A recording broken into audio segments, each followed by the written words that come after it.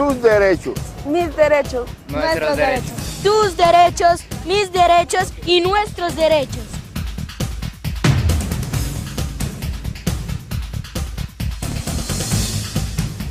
Hoy estamos en Nuestros Derechos, programa institucional del Senado de la República para hablar precisamente de derechos y de asuntos del interés nacional.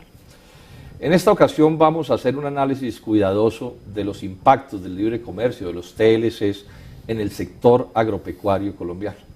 En estos días en que se confirmó que iba a haber TLC con Estados Unidos, yo afirmé que era la peor decisión de la historia de Colombia desde que la Nueva Granada se independizó de España. O sea, en toda la historia de la República nunca se había tomado una decisión peor que esta, más contraria al progreso de Colombia. Esto es un poco el tema que vamos a observar hoy, muy dedicados al caso del sector agropecuario, aun cuando el agro va a hacer destrucción inmensa, el TLC, perdón, va a hacer destrucción inmensa en la industria también, en todas las áreas, seguirá concentrando riqueza, pobreza, pérdida de soberanía nacional, pero hoy vamos a dedicarnos al tema del sector agropecuario, que es una de las principales víctimas de estos tratados de libre comercio. He invitado en esta ocasión a alguien que es sin duda una de las personas que más conoce el sector agropecuario colombiano. Conoce también, además de otras muchas cosas, pero del sector agropecuario conoce bastante. Es uno de los líderes de la Asociación Nacional por la Salvación Agropecuaria, de la Unidad Cafetera.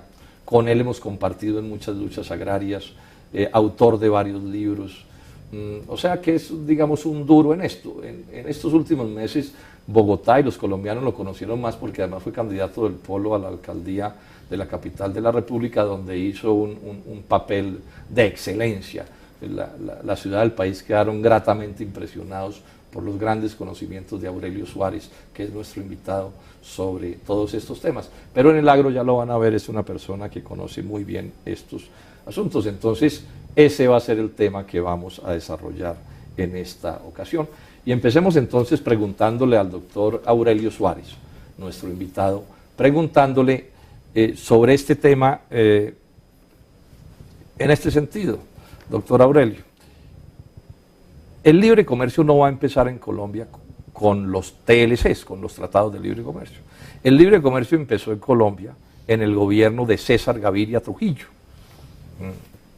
En esos días se llamaba la apertura, el neoliberalismo, el nombre aquí realmente no importa. Entonces yo empezaría por hacerle a usted la pregunta, ¿cómo le ha ido al sector agropecuario colombiano en estos 20 años de libre comercio? Porque eso nos puede dar un poco de perspectiva con respecto a lo que le va a pasar con estos tratados que se están tramitando con Estados Unidos, con Europa, con Canadá y con otros países. Bueno, senador, mil gracias por su invitación. Un saludo a todos los televidentes del programa Nuestros Derechos. Cuando César Gaviria y su ministro Gómez y todo este grupo neoliberal decretaron la apertura y el libre comercio en el agro colombiano, hubo manifestaciones incluso suyas y de otros tratadistas sobre la desgracia que eso iba a significar. Pero todo estaba con una especie de debate, quién tenía la razón, pero hoy, después de 20 años, podemos hacer un juicio claro de cuál es el resultado de esa apertura y de ese libre comercio. Es decir, aquí ya hay un juicio histórico sobre esto, aquí no hay que más, no hay conjetura posible.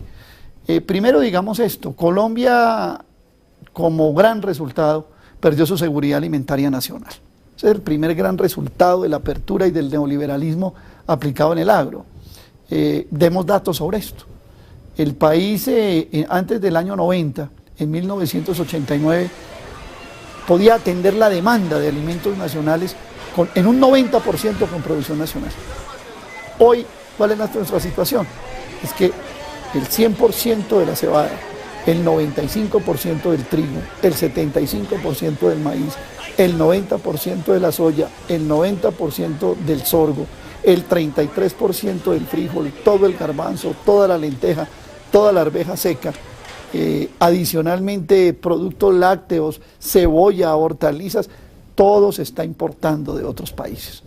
El dato que se ha dado con frecuencia, es bueno recordarlo, antes del año 90 Colombia apenas importaba 1.200.000 toneladas de alimentos, una buena parte era el trigo.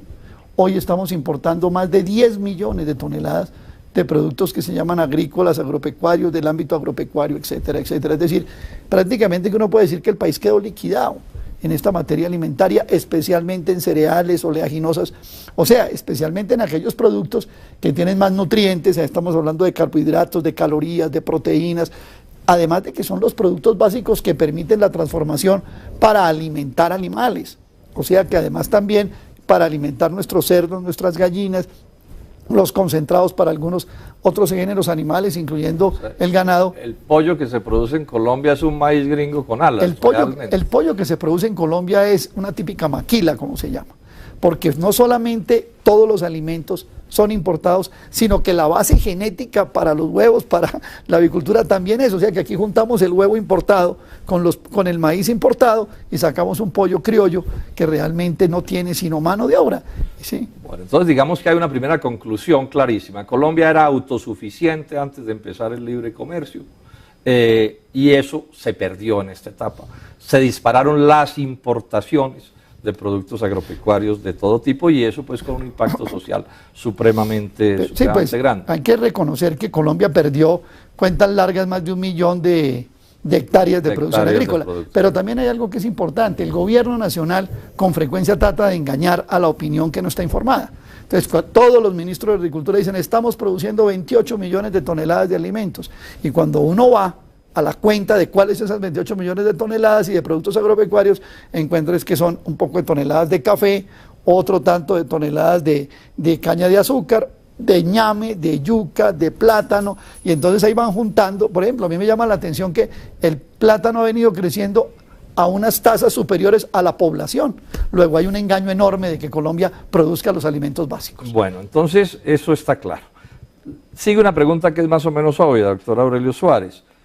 ¿Por qué Colombia no pudo, o no ha podido, o no puede competir con los productos agrícolas importados? Porque aquí se nos dijo, Colombia va a invadir el mundo con sus productos y resultó fue que nos invadieron. ¿Qué es de lo que se trata? ¿Será que es que los colombianos son bobos, idiotas, vagos, etcétera? ¿O qué es de lo que se trata? Bueno, en general no solamente ha pasado eso con Colombia, eso es bueno señalarlo porque uno lee las columnas de estos neoliberales y dice, no, es que los colombianos son muy ineficientes. Esto ha pasado en todos los países que han quedado invadidos por productos, especialmente el caso de México, los países centroamericanos y países, digamos, de esta categoría. ¿Qué pasa? Es que la competencia en los mercados internacionales no es una competencia leal.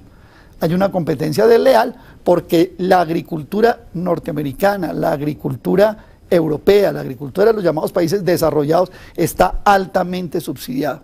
Muchos colombianos saben este dato, pero recordémoslos. Estos países le entregan 300.000 millones de dólares y algo más de subsidios a la agricultura de sus países. Y estos países no tienen absolutamente ningún apoyo realmente del gobierno, que es el caso de Colombia. Entonces nosotros nos protegíamos con aranceles contra los subsidios, pues quitamos los aranceles, entró la agricultura subsidiada y a precios por debajo de lo que les cuesta a ellos producirlos, nos invadieron y nos arruinaron. Ahora la historia es peor, porque después de que nos han invadido, cualquiera mira la curva de cómo han empezado a crecer los alimentos, el costo de los alimentos en Colombia, entonces ya una vez derrotados nos han puesto los alimentos a precio internacional. Esa es una cosa que es interesante resaltar, ¿no? Porque los venden, digamos, baratos, entre comillas, inicialmente, pero una vez destruyen la producción agropecuaria, como es obvio, estos importadores y estos transnacionales se aprovechan para cogotar a los colombianos que están pagando productos carísimos. Pero bueno, ¿y cómo nos ha ido en las exportaciones? Porque el cuento entonces, cuando uno plantea estos casos, entonces dicen, bueno, pero es que lo importante, lo grave no es que importemos, porque estamos exportando y no sé qué. ¿Cómo le ha ido a Colombia con las exportaciones en esta etapa? Pues Colombia prácticamente cada vez está más derrotado en exportaciones agropecuarias, incluyendo el café. No podemos olvidar una cosa, el café es la tercera parte de la producción agropecuaria nacional, el café es la tercera parte del empleo nacional y el café es el principal producto de exportación y venimos perdiendo terreno en el café. Aquí no ha habido la superación de algunas barreras que podíamos decir el país se volvió un exportador de nada, sigue siendo exportador de café, de banano y de flores y demás de nada. Y en las exportaciones de café vamos derrotados.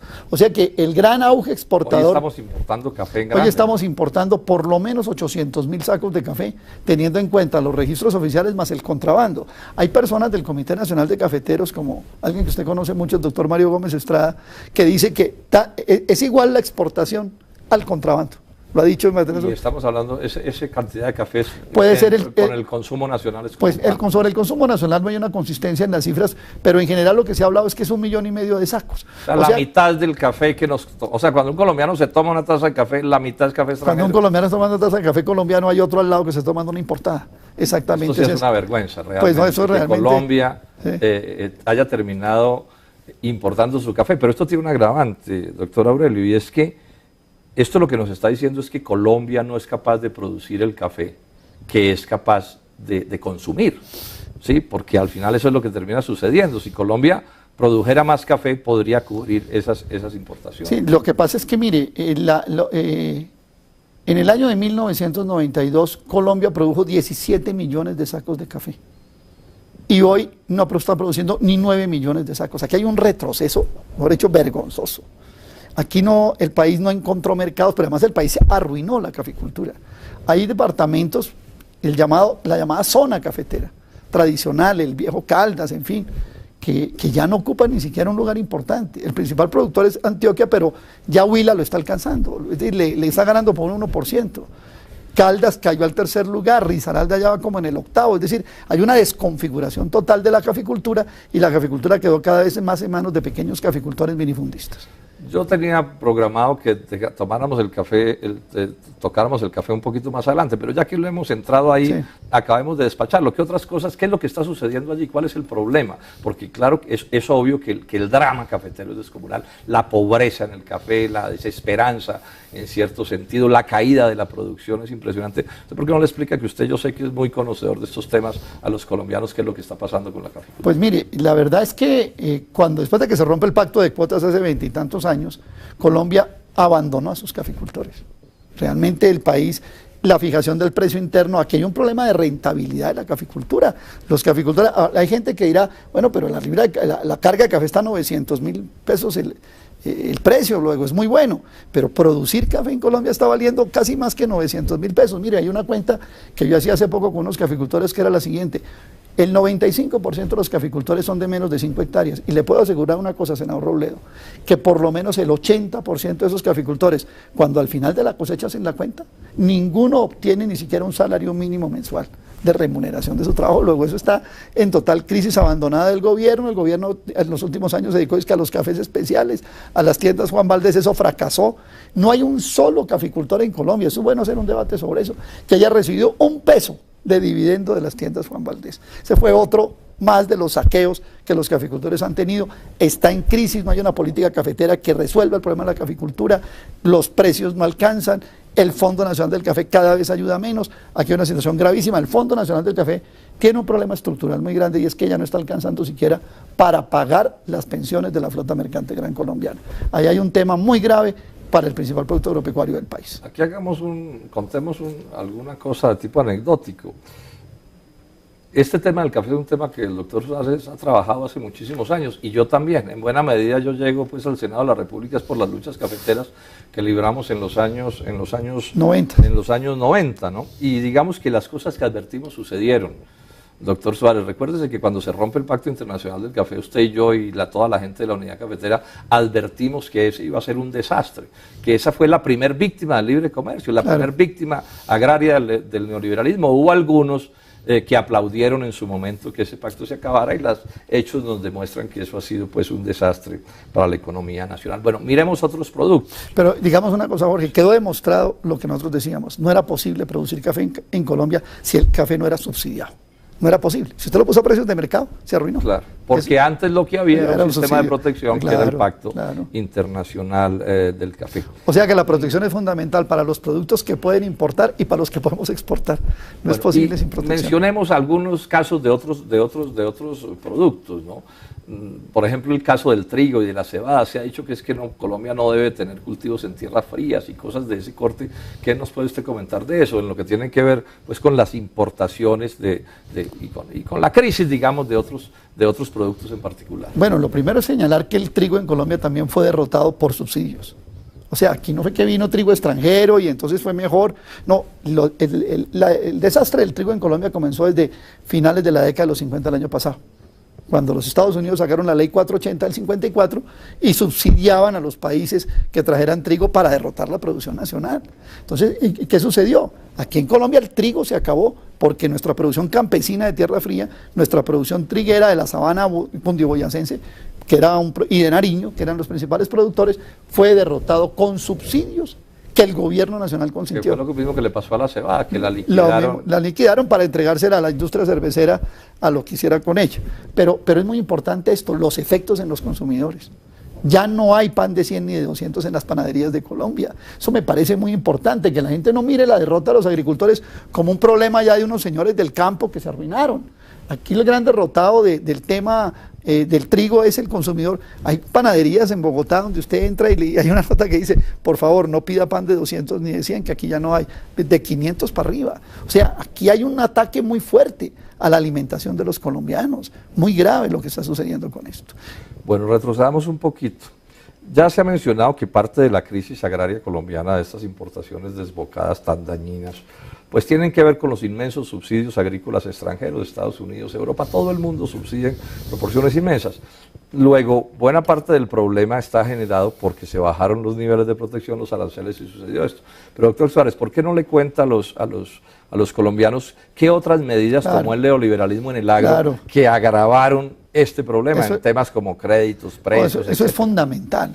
Si es que aquí no solamente quitamos los aranceles que nos defendían de esas importaciones a la barata, entre comillas, sino que desmontamos todo el aparato estatal de apoyo al agro.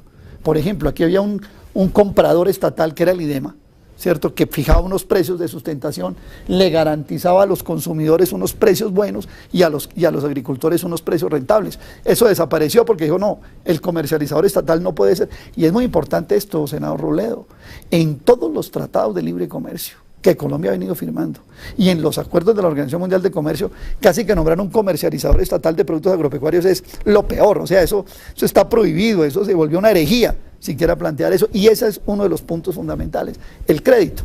Nosotros teníamos unos créditos de fomento para la agricultura, se volvió crédito comercial que porque tenía que competir con los demás agentes por el crédito y entonces estamos agricultores que terminaron pagando precios de usura.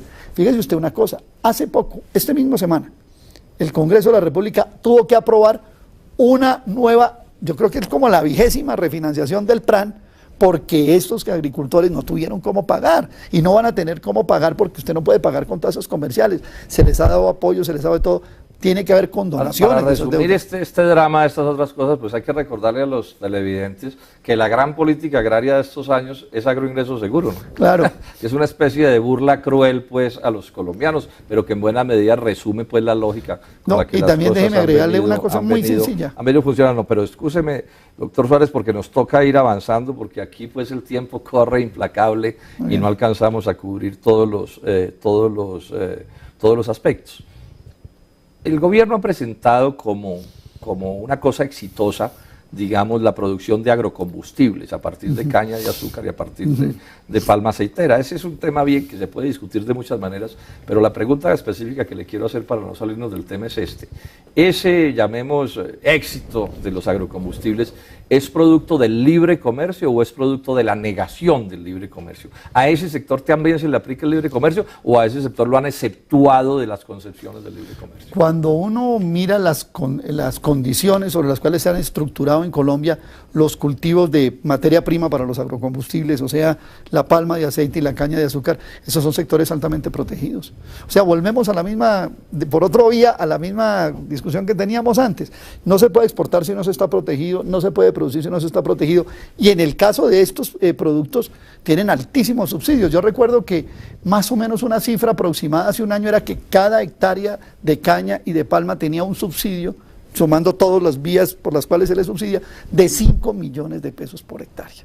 Y si no, así no era posible producir estos agrocombustibles. Eso está absolutamente claro, pero además ha tenido un efecto que es muy importante y lo quiero señalar. Especialmente, y esto lo he hablado con la gente de Agameta, que usted sabe que es de Salvación Agropecuaria, esa protección y todo ese subsidio y todo ese apoyo a la palma de aceite ha venido desplazando cultivos de arroz. Entonces, por ejemplo, en los llanos, que se está convirtiendo tal vez en la potencia de palma de aceite o palma africana, Vemos que en Colombia se está disminuyendo la producción de arroz, no viene creciendo al ritmo que se necesita porque se está desplazando producción de arroz a producción de palma de aceite. Entonces, aquí también hay un efecto muy perverso. Es que no solamente las importaciones de precio bajo acaban con nuestros cultivos de cereales y oleaginosas, sino que cuando usted protege estos cultivos de palma de aceite o de caña de azúcar, comienza un desplazamiento de lo poco que nos queda de arroz a palma de aceite. Y hay mucha preocupación en todo arrocero con eso. Antes de pasar a un mensaje institucional, hacer este comentario, están muy preocupados los palmeros porque está entrando aceite de soya en grande, ¿no? Eso va a ser uno de los impactos del Tratado de Libre Comercio. Pero escúcheme... y agréguele el de girasol que viene en el TLC. Sí, digamos, en general aceites pero ya están entrando. O sea, lo que le estoy diciendo es que el problema ya apareció y por supuesto y azúcar de fructosa también está entrando. Por supuesto que se va a agravar. Pero entonces vamos a unos mensajes institucionales y a continuación seguimos con esta importante entrevista.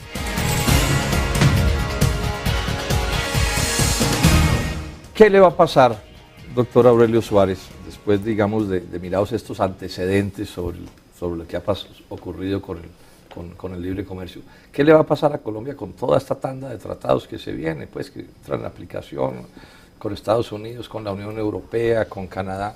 Y me interesa, cuando lo podemos partir en dos su respuesta, una primera respuesta general, me interesa mucho que miremos el sector pecuario, claro. Porque en Colombia, digamos que durante muchos años fue famoso que el que estaba en el negocio de la ganadería ya se había ganado la lotería y no tenía nada de qué preocuparse. Y veo cómo crece el reclamo y el malestar y la protesta y las quejas. Entonces, que no se nos olvide, pues, que miremos esto de la producción ganadera por aparte. Pero ¿usted qué piensa que le va a suceder a Colombia con estos TLCs que se vienen? ¿Y qué es lo nuevo? ¿Y por qué? ¿Qué es lo nuevo que va a suceder para que se hable de una amenaza tan grande? Bueno, senador, a ver, recordémosle una cosa a los colombianos. Todo este desastre que ha sucedido podría reversarse.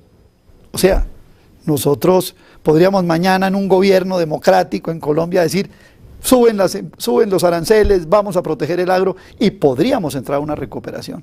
Con los tratados de libre comercio esa recuperación se vuelve prácticamente imposible. Porque lo que hacen los tratados de libre comercio es coger estos males y otros cuantos adicionales y volverlos tratado internacional y dejarlos como bloque de constitucionalidad que ya no tiene modificación posible ni por el legislativo ni por el ejecutivo. O sea que lo que hacen los tratados de libre comercio es, para usar un término un poco coloquial, le ponen la lápida. Pero en concreto, ¿a qué nuevos productos van a afectar? Correcto, es eso. O sea, estoy hablando de lo que ha pasado. Pero vienen cosas nuevas, entonces de esas cosas nuevas es que hay que hablar. Primero, aquí va a estar amenazado todo el agro. Aquí va a entrar importaciones de azúcar, de fructosa, por ejemplo. Aquí van a entrar importaciones de hortalizas. Y en ese sentido es bien importante señalar que alguien por ahí en estos días, creo que fue el embajador de Colombia en Estados Unidos, dijo que la madeja era frutas y hortalizas. Aquí van a entrar frutas de tierra fría, hortalizas de tierra fría. Y le voy a dar este dato que resume todo. En 5 años, que ya van corriendo además, el 95% de los productos agrícolas norteamericanos van a tener prácticamente una entrada a sus anchas en este país. Incluso cuando uno mira lo de Colombia, ni siquiera Colombia podría llegar a ese nivel. ¿Cuáles serán las nuevas víctimas? Hombre, yo creo que es muy importante señalar que las nuevas víctimas van a ser fundamentalmente frutas y hortalizas de clima frío. Eso no hay ninguna discusión, eso viene con todo. Además, es bueno que la gente sepa, estos productos han entrado en las leyes de subsidios de los Estados Unidos como productos nuevamente subsidiados. Ya no están subsidiando solamente cereales y oleaginosas. Estas frutas y hortalizas también están metidas en el paquete de productos subsidiados. Y lo que usted llamó la atención, el tema de la ganadería es fundamental. Y arroz. O sea, bueno, sigamos, antes de mirar lo pecuario, miremos no, es que lo que nos queda es el arroz, por supuesto. Sí. El arroz entra a cuidados intensivos, entra a la fase terminal. El arroz, lo otro ya realmente es el remate. También, frijol tenemos un 33 y seguirá avanzando y todo lo otro seguirá avanzando. Y lo del arroz me parece muy importante que usted lo señale, pero sobre todo el aspecto nuevo es el que usted mencionaba, el sector pecuario, ¿cierto? Ahora, el arroz es gravísimo porque es el último cereal que nos queda y es el cereal más consumido por los colombianos. Yo insisto además en echarle ojo a lo de la palma aceitera, ¿no? O sea, soya, girasol, etcétera. Los aceites vegetales, bien grande, el azúcar de fructosa.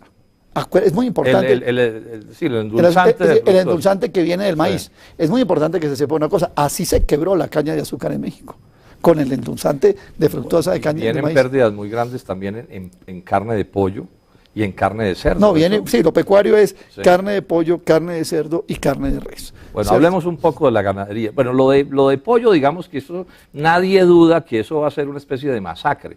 Es más, yo recuerdo que el gobierno anterior le aconsejó a los productores de pollo Que se volvieran mejor importadores. se volvieran importadores No, de y la en lo- carne que los iba, y en lo del cerdo que ni los hablemos. iba a arruinar. Lo del cerdo dejaron 30% de arancel para bajarlo en 5 años, pero ya están corriendo. O sea que es muy probable que cuando entre ya el tratado a firmarse, ya el cerdo entre con cero y ahí se volverá cierto algo que usted decía con su humor, pero que en el país todos los porcicultores y campesinos repiten, y es que el que quiera ir a conocer un marrano va a tener que ir a Nueva York porque aquí ya no va a quedar ni las fotos, pues. Bueno, ¿y qué va a pasar con leche y carne? Bueno. Carne de res. Pero aquí hay una cosa que es importante. Yo creo que hay que combinar lo que viene de Estados Unidos con lo que vienen en otros tratados. O sea, aquí el efecto es un efecto múltiple. Nosotros escribimos en Recalca un libro sobre el tema lácteo, y empecemos por eso rápidamente.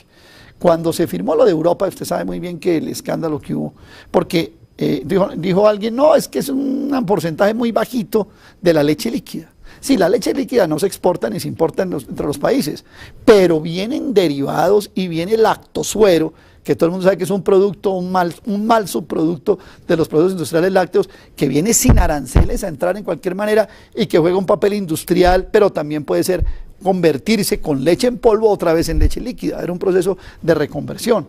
La cuenta que yo hice contando todos los tratados, si se pusieran el año entrante a funcionar, y ahí incluyo Suiza, incluyo Mercosur, por ejemplo, tenemos Mercosur, el ataque de Brasil y de Argentina que es enorme, Uruguay también, incluyo países de México, Suiza y Estados Unidos en la Unión Europea.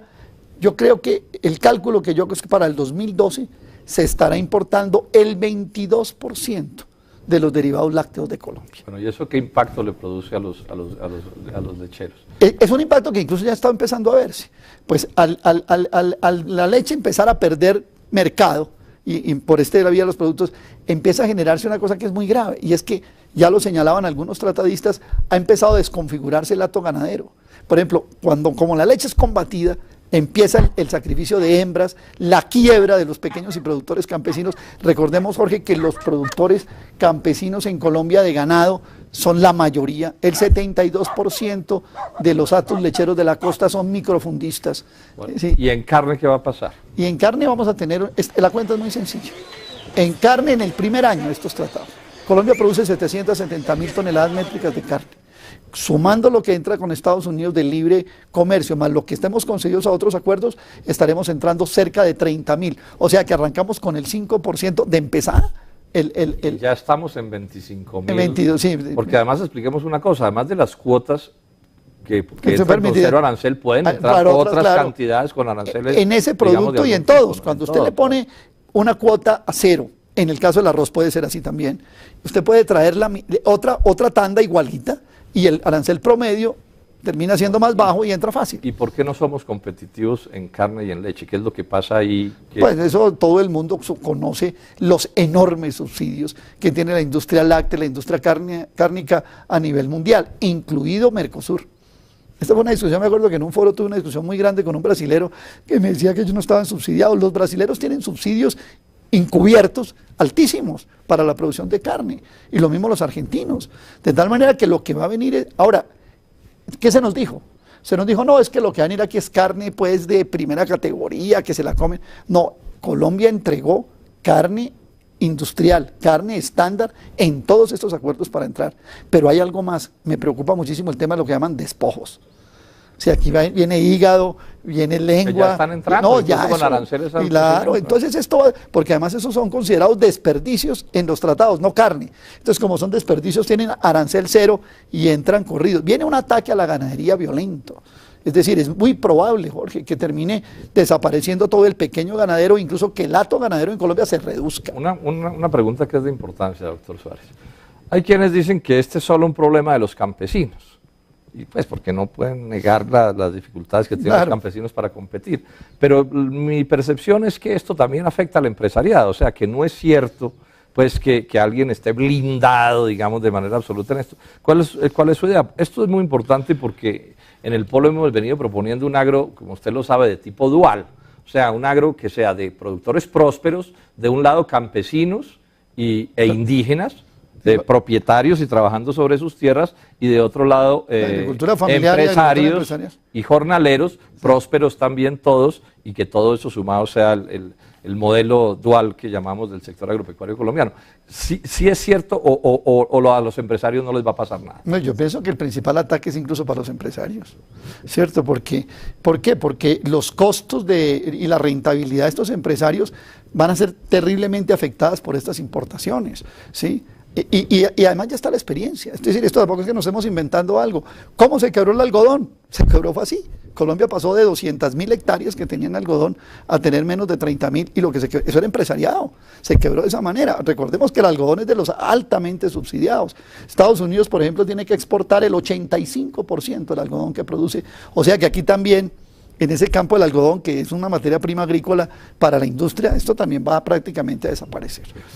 Antes de tocar un tema que creo que es bien importante que toquemos, que tiene que ver con la política, digamos, la política de Santos es el libre comercio para el sector agropecuario, pero ahí hay una cosa sobre tierras que vale la pena mencionar, pues para que le dejemos una visión completa a los televidentes. Pero antes de eso yo quisiera tocar un tema que es bien importante. Se ha dicho que no importa que el TLC con Corea destruya la industria colombiana. Usted ha usado la expresión que el TLC con Corea es un carro bomba puesto en la puerta de la industria nacional. La pregunta es esta.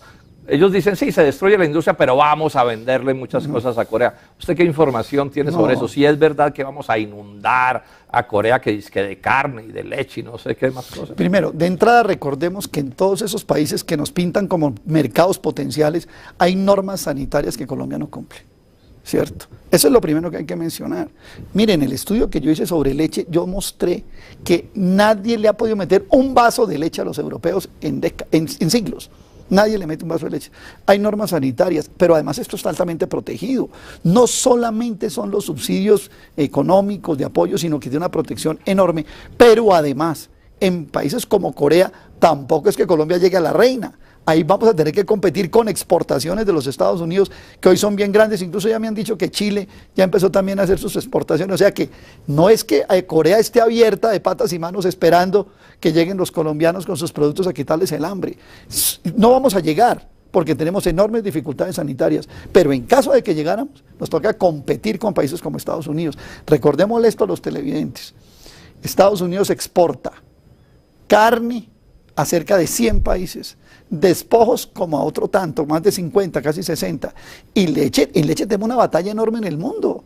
En el mundo una batalla enorme con Estados Unidos, con la Unión Europea, con Nueva Zelanda, que es el principal exportador de leche del mundo, con Australia. O sea que realmente esto de las exportaciones terminó siendo, por razones sanitarias, por razones de competencia, por razones de la misma producción nacional, casi que en unos pajaritos de oro con lo que engañan al resto de los colombianos. En estos días contaba Gustavo Castro Guerrero, es ministro de Agricultura y un especialista serio de estos asuntos, decía que los argentinos ni siquiera se les ocurre vender carne en Corea, porque Argentina como Colombia son países que tienen el control de aftosa por vacunación, sí. Y los coreanos en eso tienen un bloqueo absoluto. Luego, que no se insista más, excúseme Aurelio, que no se insista más en meter el cuento de que aplaudamos la destrucción de la industria colombiana por cuenta de los coreanos y de algunos personajes criollos que se van a ganar una plata con eso, con la falacia de que vamos a exportarle a Corea. Esos son cuentos, está demostrado hasta la saciedad que no es cierto.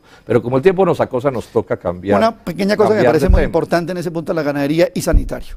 No se le olvide, Jorge, que Colombia cometió un pecado enorme en el control de vacas locas con Estados Unidos. Y eso no lo van a cobrar en los demás tratados. Colombia bajó la guardia en los requisitos de la encefalitis esta, y eso nos va a costar muchísimo. Bueno, toquemos un último tema para que concluyamos. Yo no sé cómo estamos de tiempo. Bueno, un tema que no puede dejar de tocarse aun cuando el eje de esta conversación sea los tratados de libre comercio y el libre comercio, que tiene que ver con el problema de la tierra, porque finalmente, pues sin tierra no se puede producir, pero además, si yo no puedo producir, entonces ¿para qué la tierra? Este es un punto clave. Entonces la primera pregunta es esto. Es sabido que el Polo ha sido un abanderado de la defensa de las víctimas, y dentro de las víctimas, por supuesto, consideramos que el tema de la restitución de tierras de quienes han sido despojados por la violencia es un asunto en el que tenemos profundas convicciones. Sin embargo, también está claro que en el Congreso no votamos esa política, hicimos una propuesta completamente nueva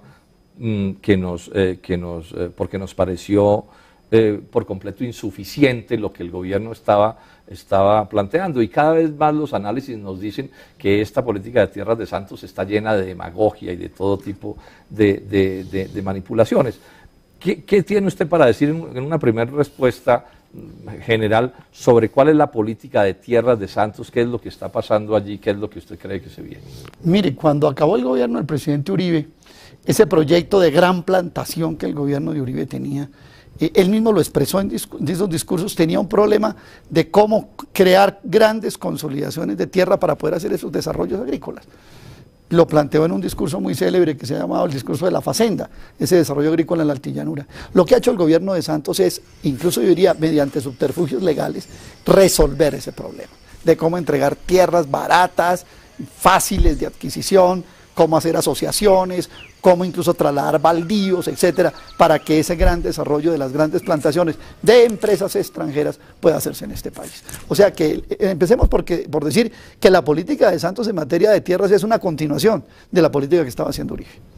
Ese es un punto que es bien importante. O sea, la política de Santos y de Juan Camilo Restrepo con respecto a la gran producción es la misma de Uribe y Andrés Felipe Arias. Eso lo tenemos demostrado pues con todo. Es la respuesta a las preguntas que se hacían ellos. Claro. Porque es finalmente de lo que se trata. Tenía Santos en el programa de gobierno como campaña electoral, lo metió en el plan de desarrollo e insiste en él en todas sus... En el artículo 66 de la propuesta de gobierno de Juan Manuel Santos dice con claridad que lo que se va a promover es la gran producción agropecuaria, y anuncia el desmonte de los controles para que las tierras públicas terminen, como está acordado que vayan, terminen en manos de los monopolios y de las transnacionales. Las limitaciones establecidas con criterio democrático del tamaño de la unidad agrícola familiar de la UAF y del número de UAF que uno pueda tener, lo llamó una limitación de tipo burocrático, o sea que ni siquiera tiene que ver con la democracia ni nada de eso, sino cómo tumbarlo para poder hacer esa gran plantación. Yo aprovecho aquí y cuento que con el representante de la Cámara, Wilson Arias, del Polo Democrático Alternativo,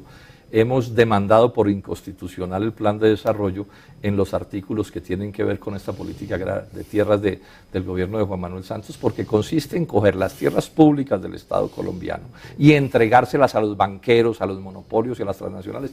Yo nunca había visto una política más retardataria en tierras. Es una contrarreforma agraria. Está planteando Juan Manuel Santos. Es una auténtica contrarreforma agraria, y ya están anunciando una ley de desarrollo rural que será de desarrollo rural para los monopolios y las transnacionales, pero de subdesarrollo para los campesinos y los indígenas. Pero expliquémosle, doctor Suárez, a quienes nos escuchan, ¿cómo es eso que está planteando Santos, que dice que el mercado de capitales es el que va a resolver esto y que los campesinos entonces podrán alquilar sus tierras? Ese es un tema que tiene alguna complejidad, pero yo estoy seguro que el doctor Suárez nos lo explica bien y muestra de qué es de lo que se trata y cómo es de retardataria esta política. Y lo peor de todo, Jorge, digámoslo de primero, es que lo ha vinculado al tema de la restitución de tierras, ¿cierto? Entonces, ¿en qué consiste? El asunto consiste en entregarle tierra barata a los grandes monopolios y a los financistas que están detrás de esas grandes operaciones, llámese agrocombustibles, grandes producciones de maíz, etcétera, transgénico, muchos de ellos.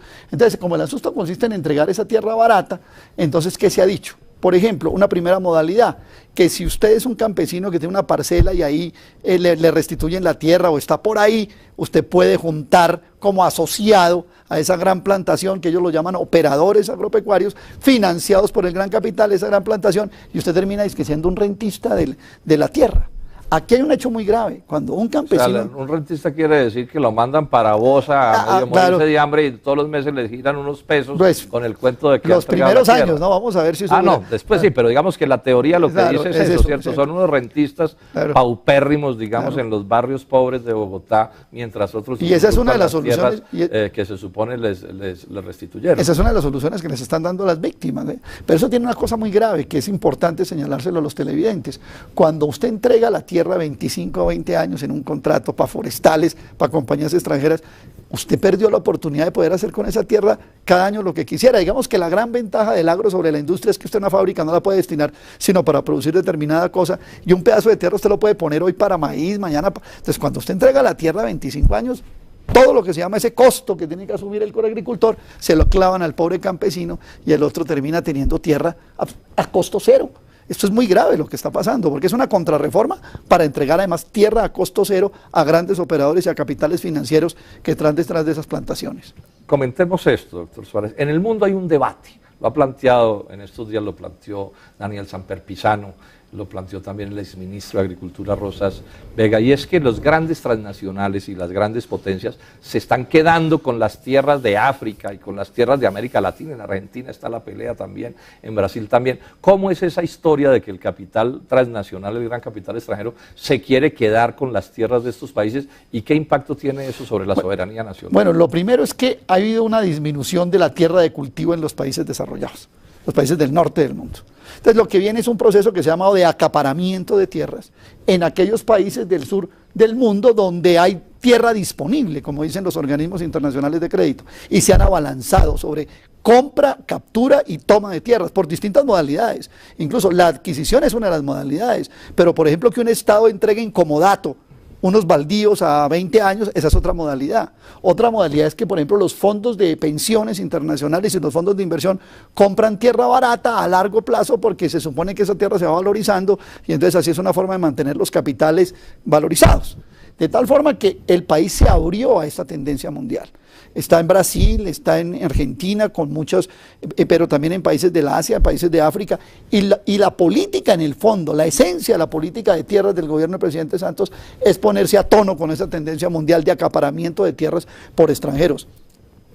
Algunos cálculos del Banco Mundial dicen que para el año 2030 el mundo va a necesitar algo más de 50 millones de hectáreas en la producción, y esas hectáreas no se van a conseguir en los llamados países del norte desarrollados, y entonces van a ser estos países los que van a proveer la tierra. Es decir, esto ya es tierra para los extranjeros. Ahora, que ni se sueñen los colombianos que lo que se va a producir ahí es para alimentar a los colombianos. No, nosotros vamos a ver salir por autopistas, por avenidas o por ríos o por mares comida para otros países hecha en nuestra tierra. De tal manera que aquí se está produciendo una política de tierras completamente regresiva, en la que al campesino se le dice que es un asociado y el país entrega sus tierras para esta producción y estas multinacionales. Y ya en Colombia están. Es decir, aquí en Colombia Cargill ya compró, hay compañías chilenas comprando tierras para forestales. Es decir, aquí esto ya hay un enunciado, compañías brasileras, argentinas, brasilero-argentinas metidas en este negocio, y toda la política es adecuársela a ellos. Permítame, yo enfatizo una cosa para que no queden dudas. Nadie como el Polo defiende más la idea de indemnizar a las víctimas y de hacer restitución de tierras y todo eso de lo que estamos hablando. Lo que estamos señalando aquí es que esa política es una política, como está planteada, llena de mediocridades y de deficiencias, y de engaños, que se van a convertir como en una parada de conejo, como sucedió con las de regalías del gobierno nacional a estos compatriotas. Pero lo que estamos enfatizando aquí es que además de eso, lo está usando Santos como una cortina de humo, claro, para ocultar esta política de la que está hablando el doctor Suárez, que es un especialista. Yo estoy seguro que el 99% de quienes nos están viendo nunca habían oído hablar de esto que se está hablando, de que se van a coger las tierras públicas del Estado colombiano, que hoy les pertenecen, deben serles entregadas a los campesinos, y se las van a entregar a banqueros, transnacionales, monopolios, inversionistas extranjeros. Eso no lo sabe nadie en Colombia, no lo sabe porque lo han ocultado, porque ha habido una política deliberada de ocultamiento de estas cosas que están sucediendo. Escúcheme, doctor Suárez, terminamos. Tenemos 2 minutos para que usted le explique a los colombianos cómo cree usted que debe organizarse el agro nacional. ¿Qué es lo que hay que hacer con el agro colombiano para que contribuya de verdad en serio al desarrollo de Colombia? Pues mire, lo primero es que hay que tratar de impedir a toda costa la aplicación de estos tratados de libre comercio.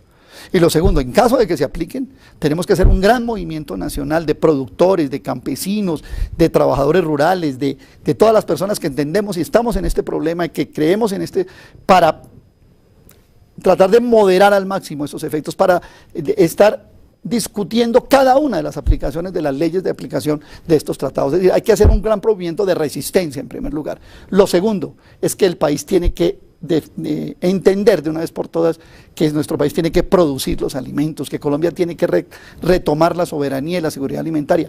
Eso implica también políticas democráticas en términos de la tierra. Recordemos que Colombia sigue teniendo un régimen de tierras altamente desigual.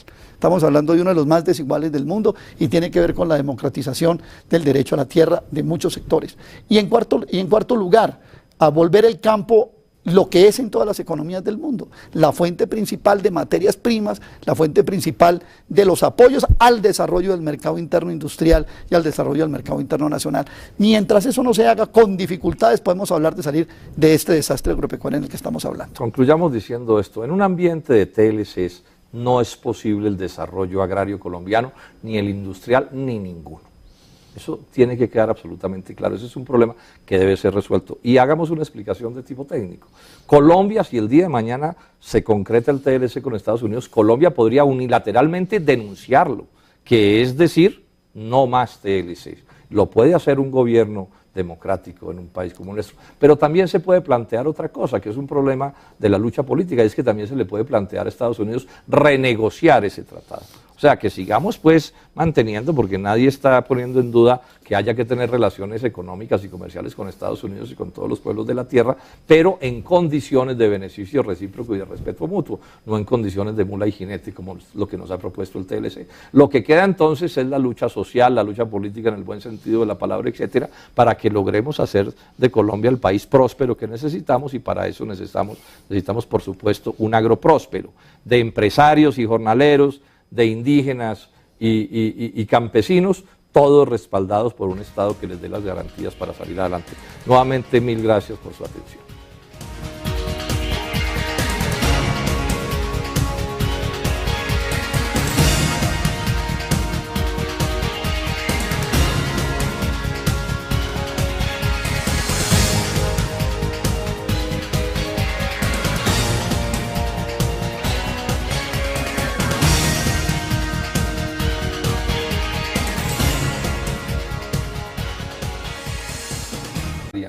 De la unidad cafetera, con él hemos compartido en muchas luchas agrarias, autor de varios libros, o sea que es, digamos, un duro en esto. En estos últimos meses Bogotá y los colombianos lo conocieron más porque además fue candidato del Polo a la alcaldía de la capital de la República, donde hizo un papel de excelencia.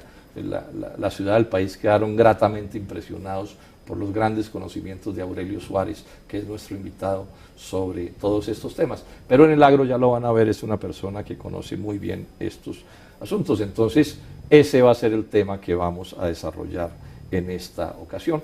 Y empecemos entonces preguntándole al doctor Aurelio Suárez, nuestro invitado, preguntándole sobre este tema en este sentido. Doctor Aurelio, el libre comercio no va a empezar en Colombia con los TLCs, con los tratados de libre comercio. El libre comercio empezó en Colombia en el gobierno de César Gaviria Trujillo. En esos días se llamaba la apertura, el neoliberalismo, el nombre. El agro. Demos datos sobre esto. El país antes del año 90, en 1989, podía atender la demanda de alimentos nacionales en un 90% con producción nacional. Hoy, ¿cuál es nuestra situación? Es que el 100% de la cebada, el 95% del trigo, el 75% del maíz, el 90% de la soya, el 90% del sorgo, el 33% del frijol, todo el garbanzo, toda la lenteja, toda la arveja seca, adicionalmente productos lácteos, cebolla, hortalizas, todo se está importando de otros países. El dato que se ha dado con frecuencia es bueno recordarlo. Antes del año 90 Colombia apenas importaba 1.200.000 toneladas de alimentos, una buena parte era el trigo. Hoy estamos importando más de 10 millones de toneladas de productos que se llaman agrícolas, agropecuarios, del ámbito agropecuario, etcétera, etcétera. Es decir, prácticamente que uno puede decir que el país quedó liquidado en esta materia alimentaria, especialmente en cereales, oleaginosas. Aquí realmente no importa. Entonces yo empezaría por hacerle a usted la pregunta, ¿cómo le ha ido al sector agropecuario colombiano en estos 20 años de libre comercio? Porque eso nos puede dar un poco de perspectiva con respecto a lo que le va a pasar con estos tratados que se están tramitando con Estados Unidos, con Europa, con Canadá y con otros países. Bueno, senador, mil gracias por su invitación. Un saludo a todos los televidentes del programa Nuestros Derechos. Cuando César Gaviria y su ministro Gómez y todo este grupo neoliberal decretaron la apertura y el libre comercio en el agro colombiano, hubo manifestaciones incluso suyas y de otros tratadistas sobre la desgracia que eso iba a significar. Pero todo estaba con una especie de debate, quién tenía la razón, pero hoy, después de 20 años, podemos hacer un juicio claro de cuál es el resultado de esa apertura y de ese libre comercio. Es decir, aquí ya hay un juicio histórico sobre esto, aquí no hay que más, no hay conjetura posible. Primero digamos esto, Colombia como gran resultado perdió su seguridad alimentaria nacional. Ese es el primer gran resultado de la apertura y del neoliberalismo aplicado en el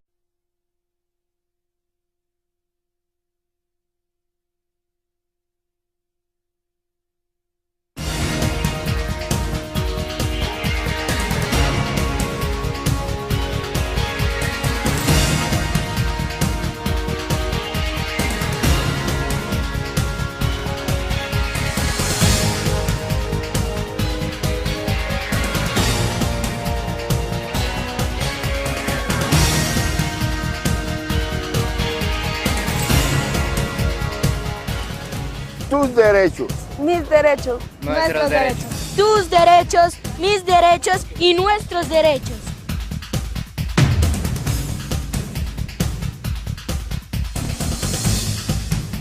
Hoy estamos en Nuestros Derechos, programa institucional del Senado de la República para hablar precisamente de derechos y de asuntos del interés nacional.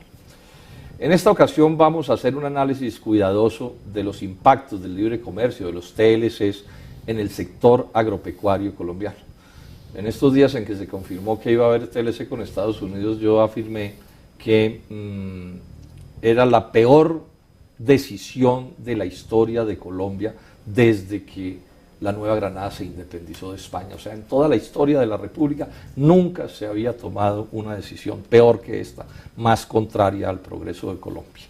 Esto es un poco el tema que vamos a observar hoy, muy dedicados al caso del sector agropecuario, aun cuando el agro va a hacer destrucción inmensa, el TLC, perdón, va a hacer destrucción inmensa en la industria también, en todas las áreas, seguirá concentrando riqueza, pobreza, pérdida de soberanía nacional, pero hoy vamos a dedicarnos al tema del sector agropecuario, que es una de las principales víctimas de estos tratados de libre comercio. He invitado en esta ocasión a alguien que es sin duda una de las personas que más conoce el sector agropecuario colombiano. Conoce también, además de otras muchas cosas, pero del sector agropecuario conoce bastante. Es uno de los líderes de la Asociación Nacional por la Salvación Agropecuaria.